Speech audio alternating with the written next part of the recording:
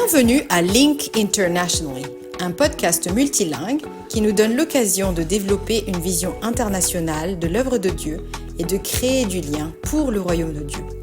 Ils étaient plus de 6,9 millions en 2022, un chiffre en constante croissance. Eux, ce sont les étudiants en mobilité internationale. Je m'appelle Hans et je vous propose dans ce podcast multilingue de découvrir des récits aussi variés que passionnants qui nous donnent des visages personnels derrière les chiffres des étudiants internationaux. Ces récits nous permettent d'élargir notre perspective de ce que Dieu fait dans le monde à travers ses mobilités étudiantes.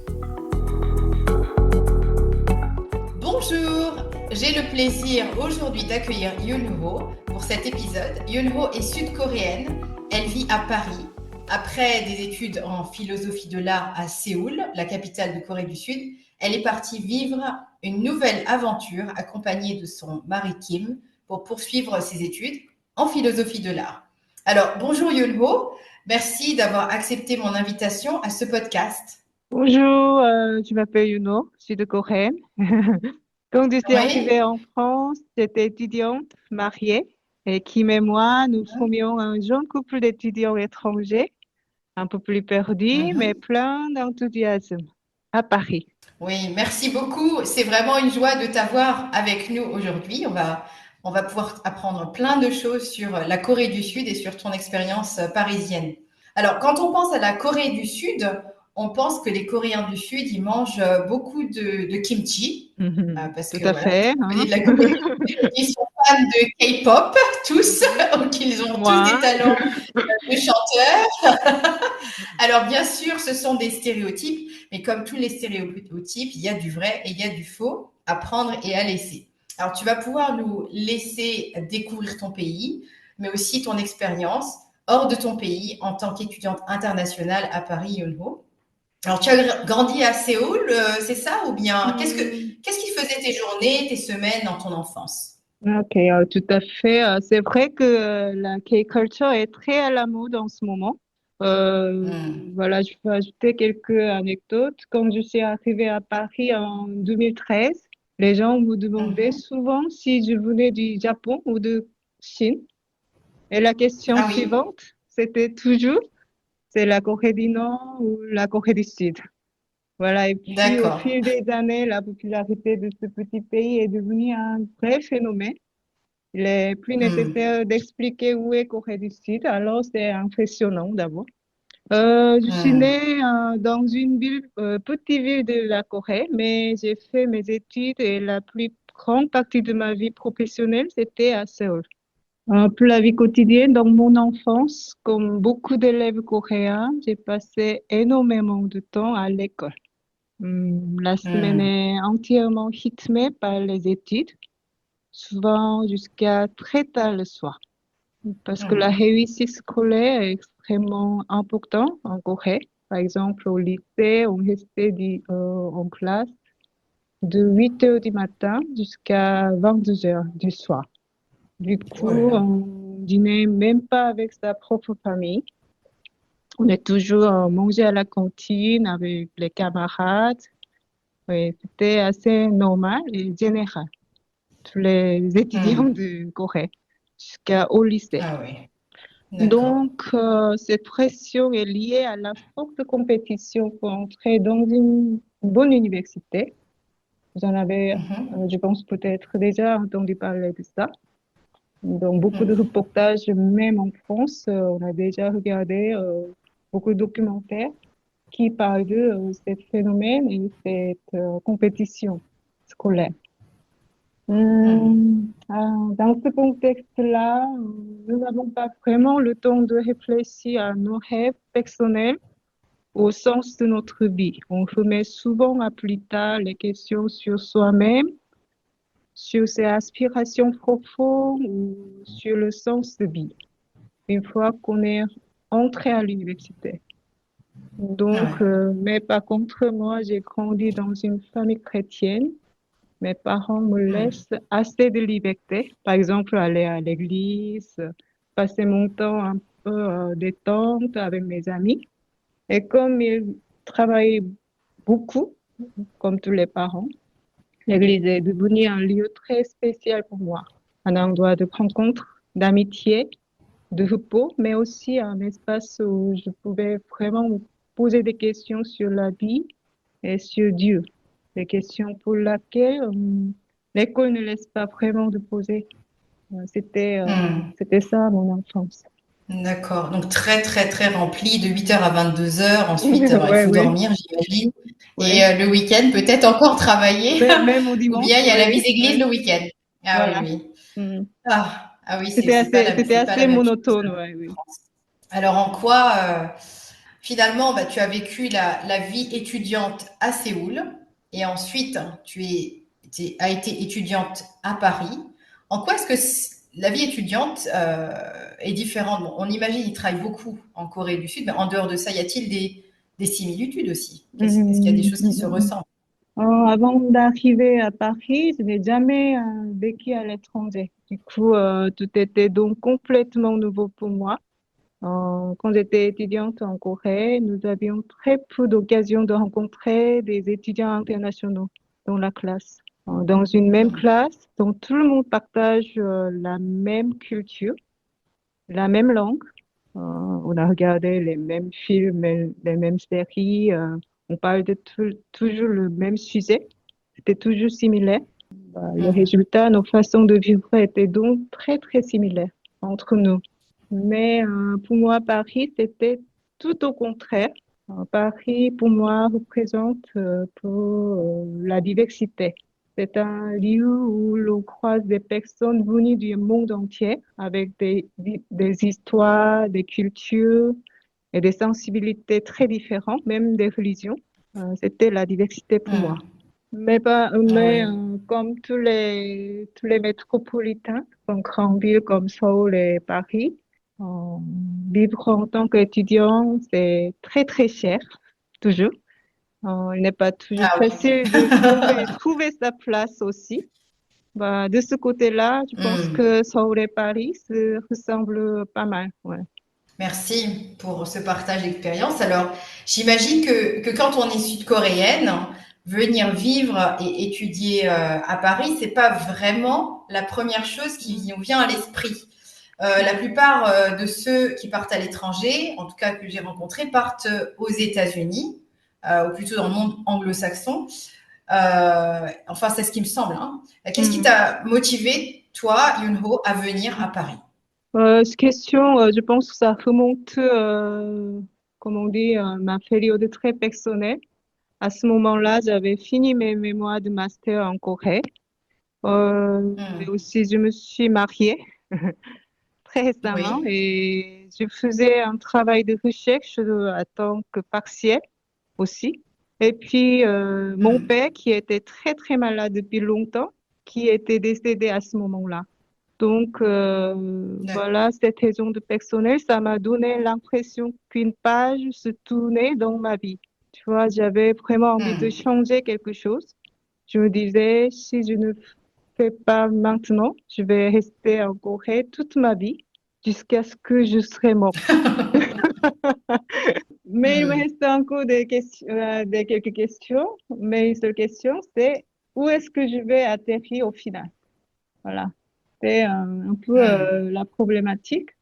Mais c'est vrai que pour beaucoup de Coréens, partir étudier à l'étranger signifie aller aux États-Unis, soit dans le pays anglo-saxon, surtout pour assurer une D'accord. bonne carrière après ses études. Mais D'accord. je pense que j'avais toujours un esprit d'aventure. Je voulais expérimenter un chemin que peu de gens choisissent, aller là où les autres ne vont pas forcément y aller, tu vois. Et puis d'étudier la philosophie de Hmm. l'art, plus précisément, c'était la période moderne et contemporaine. Et dans ce domaine, les philosophies françaises ont une importance majeure. Alors, venir à Paris avait donc Hmm. beaucoup de sens pour moi aussi. Ah oui, je vois la logique, en tout cas, le parcours de réflexion, et puis finalement qui t'a amené à Paris. Merci. Alors, on a parlé de clichés sur les Sud-Coréens, mais il y a aussi des clichés sur les Parisiens en Corée du Sud. Hein, ça, j'imagine bien. Est-ce que tu peux nous dire en quoi ces clichés t'ont marqué ou pas en arrivant à Mm, Paris? mm, mm, mm. Ouais, je pense que bah, tout le monde, tous les pays ont des clichés, pas les étrangers, mais en Corée, surtout les Parisiens sont souvent perçus comme très élégants, distants, romantiques, parfois un peu arrogants, mais je pense que c'est assez optimiste ce point-là. Ils lisent beaucoup et ils aiment le débat et la discussion, le sujet très philosophique et tout. Mais en arrivant à Paris, j'ai été assez surprise de découvrir autre chose, comme tout le monde. Paris n'est pas Hmm. très romantique, Oui, bien sûr. Parisien se définit ces trois mots. C'est ce qu'on m'a appris. Métro, dodo, boulot. Comme Seoul. d'accord. C'est tout à fait la même. Et puis, ils Ah oui, comme sont, Séoul, oui, oui. ben voilà, ils sont assez indifférents aux autres. La vraie vie de métropole, Hmm. finalement très similaire, parfois solitaire, vivant aussi les difficultés de la grande ville. Cette réalité m'a beaucoup Hmm. marquée. La vie spirituelle, Yunho, elle est quelque part différente aussi, non? Tu pourrais nous dire en quoi la foi est vécue différemment à Séoul, enfin en Corée du Sud plutôt, pardon, et en France. À mon avis, alors comme dans beaucoup de cultures asiatiques, on grandit avec un fort sens de la morale, des règles, du respect de la hiérarchie et la vie communautaire. Du coup, l'harmonie du groupe, c'est vraiment hyper important de s'installer la communauté d'asiatique, je pense. Même dans Hmm. l'église coréenne, cet aspect est central. Le pasteur est très respecté, le temps de la prédication est fondamental et l'enseignement insiste beaucoup sur la manière de vivre concrètement sa foi dans son rôle social. Par exemple, comme tu es parent, tu restes comme parent dans la communauté, et l'étudiant ou au travail aussi. Par contre, Hmm. en France, j'ai ressenti une relation beaucoup plus, comment dire, égalité entre le pasteur et les fidèles, entre les membres de l'Église aussi, et une foi plus centrée sur le cheminement personnel. Ça, ça a aussi lien de l'image de Dieu. Même l'image de Dieu est assez différente. En Corée, Dieu le Père est souvent associé à une figure paternelle stricte, ou le roi assez grandiose. On ne peut pas le toucher. Par exemple, Oui. dans la prière en France, on tutoie Dieu. En Corée, on utilisait Hmm. plutôt un langage très, très respectueux, plus tenu. Et je trouve que cette petite différence de langage montre à quel point la culture est profondément ancrée ou racinée dans notre manière de nous adresser aux autres, même à Dieu. Mais malgré tout, j'ai réalisé que Jésus reste le même partout dans le monde. Participer par exemple, à un culte où l'on chante des louanges que je chantais déjà en Corée, mais dans une autre langue et avec le même cœur. Pour moi, c'était une expérience très, très particulière. C'était très marqué. Quand j'entends des versets bibliques que je connais déjà par cœur depuis l'enfance, mais dans une langue étrangère, ça redonne un nouveau rythme à ces paroles. Les mots différents m'obligent à Hmm. m'arrêter, à réfléchir, à méditer à nouveau ces textes.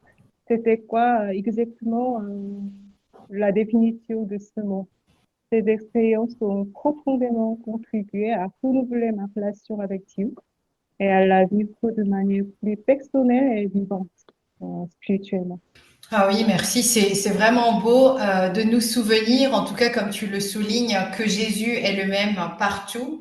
C'est non seulement Jésus est le même hier, aujourd'hui, éternellement, mais Jésus est le même sur toute la surface de la terre et que Dieu agit en Corée du Sud parmi ses enfants, qu'il le Mm, fait aussi mm, parmi ses enfants en France. Alors maintenant, si tu veux, on va parler un peu plus de ton domaine d'études, mm, de la philosophie de l'art, parce que c'est un domaine, l'art, qui n'est pas le choix le plus fréquent pour les chrétiens en France, qui vont plutôt choisir d'autres domaines comme l'éducation, la santé, le soin à la personne.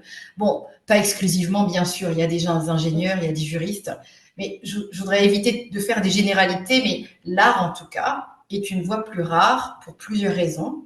Alors, je ne sais pas si j'ai tort ou j'ai raison, mais il me semble qu'en Corée du Sud, l'art chrétien a connu un succès populaire à travers un certain nombre d'œuvres, mais je ne sais pas à quel point c'est connu du grand public. Avec ton regard, en tout cas culturel de Corée du Sud, qu'est-ce que l'art nous enseigne sur notre humanité commune, qu'on soit coréen du Sud ou français? Bah, d'abord, oui, tout à fait, cette question dépasse toujours les frontières culturelles, dans les églises aussi. On vous demandait souvent pourquoi choisir la philosophie là. Les métiers pratiques, visibles, mesurables, qui aident directement les autres sont souvent perçus comme plus légitimes, soit plus convenables chez les chrétiens. On pense aussi Hmm. les Coréens, oui, chez les chrétiens. Mais moi, c'était la raison personnelle d'abord. Depuis tout petit, j'ai toujours aimé le domaine de la culture et de l'art parce que j'ai trouvé une grande liberté. J'aime bien un peu réserver, méditer, lire tout ça, j'aime bien ça. Et à travers ce domaine, on comprend les pensées et les gens qui dominent le monde actuel. Ça m'a fasciné aussi. Mais quand je me suis convertie, je me suis demandé si Dieu devait abandonner ces passions qu'on considère souvent comme un domaine très sécularisé ou pas. Mais en méditant sur la création, ce verset m'a profondément marqué. Paul dit, tout ce que Dieu a créé est bon. Je crois que toutes les Hmm. dimensions de la culture et de la société peuvent participer à manifester la bonté de Dieu, ce que l'on appelle la grâce commune. Ça m'a beaucoup marqué ce verset, ça m'a ramené jusqu'à là. Hmm. Et Hmm. même aujourd'hui, je travaille plus de recherche, je travaille dans le domaine de la médiation culturelle. C'est ces moments inattendus où Hmm. là crée un espace de dialogue et de rencontre entre les gens. Nous parlons plus facilement de création, de bonté et de la vie. C'est une autre manière d'avoir une relation avec les gens et avec notre Seigneur, le créateur du monde. Ça m'a, ça m'a fasciné toujours. Et puis, Hmm. par rapport à la culture ou l'art chrétien chez les Coréens, je pense que ce n'est pas forcément très connu du grand public, mais je voulais bien préciser. Il est probable que beaucoup d'éléments de la culture populaire trouvent leurs racines dans la culture de l'Église en Corée. La Corée s'est développée Hmm. très rapidement et l'Église a joué un rôle très important dans cette dynamique culturelle. Par exemple, on ne fête pas le Noël traditionnellement, mais ça devient un événement ou une fête importante chez les Coréens. La pièce de Noël, chorale, soirée littéraire, programme pour les enfants, ça n'était pas existé avant.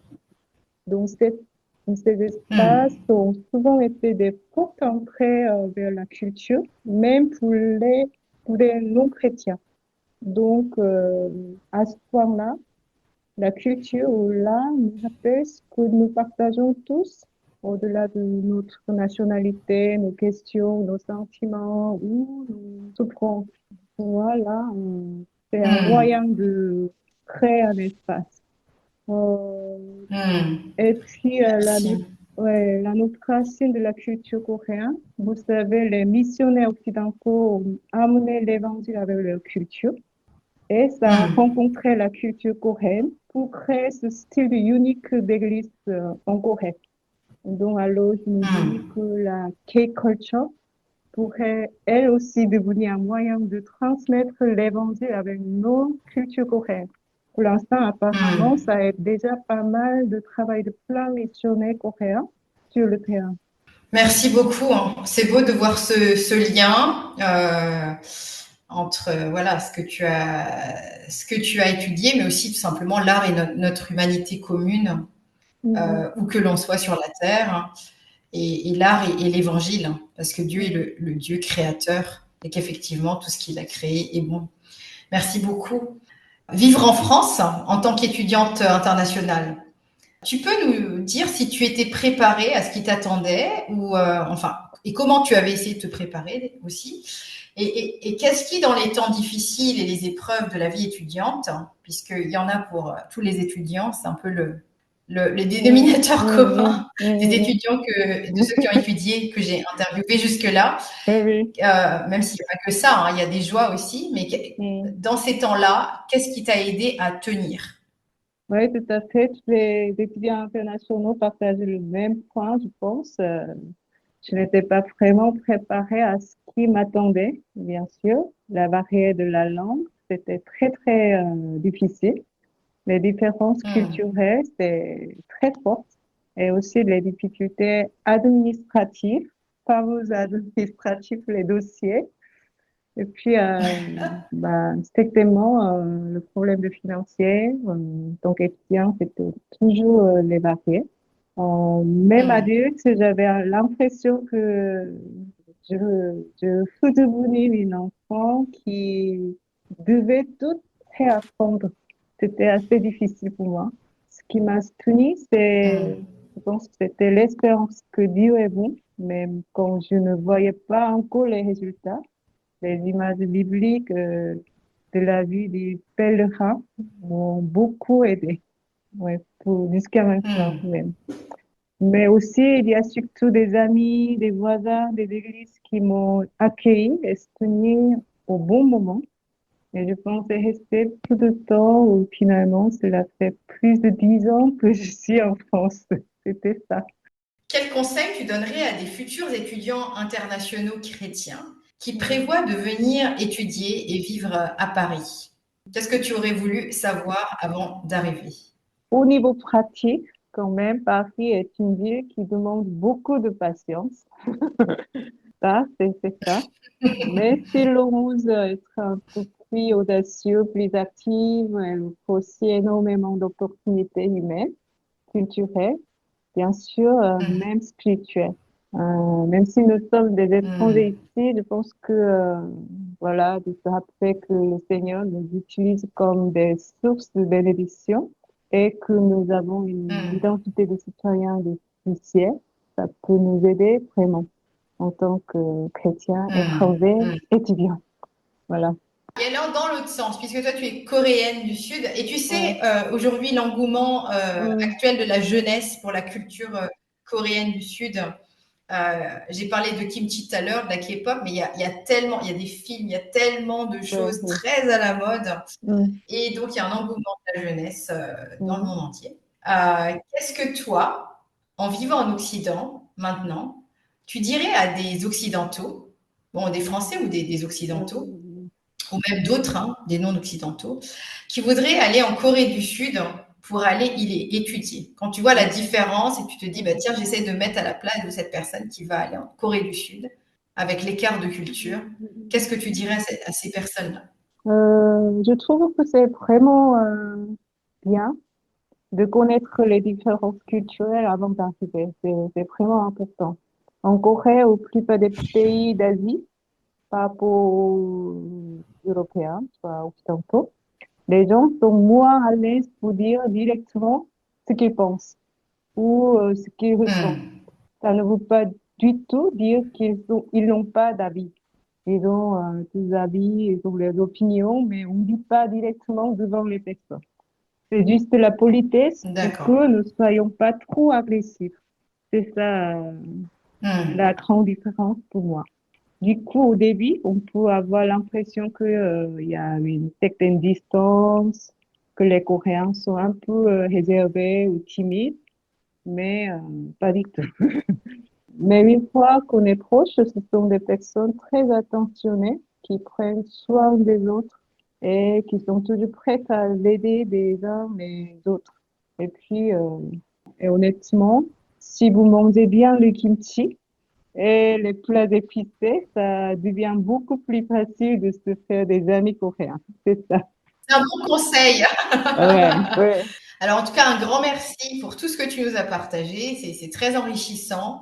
Moi, j'ai beaucoup de plaisir j'ai beaucoup de plaisir à t'interviewer et à en apprendre plus sur la Corée du Sud. Et d'ailleurs, ça me donne rudement envie d'aller manger des kimchi. Et avec toi, Ouais, ouais. merci. Donc, un grand merci et bonne continuation à toi. Merci Et beaucoup. salut bien la Tour Eiffel pour nous tous qui ne la voyons pas tous les jours. Vas-y. Merci de m'avoir invité, Hans, et à bientôt. 감사합니다.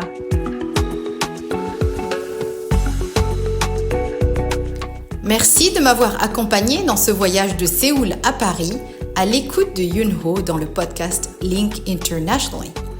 Alors, vous pouvez vous abonner à notre podcast ou le partager. N'hésitez pas.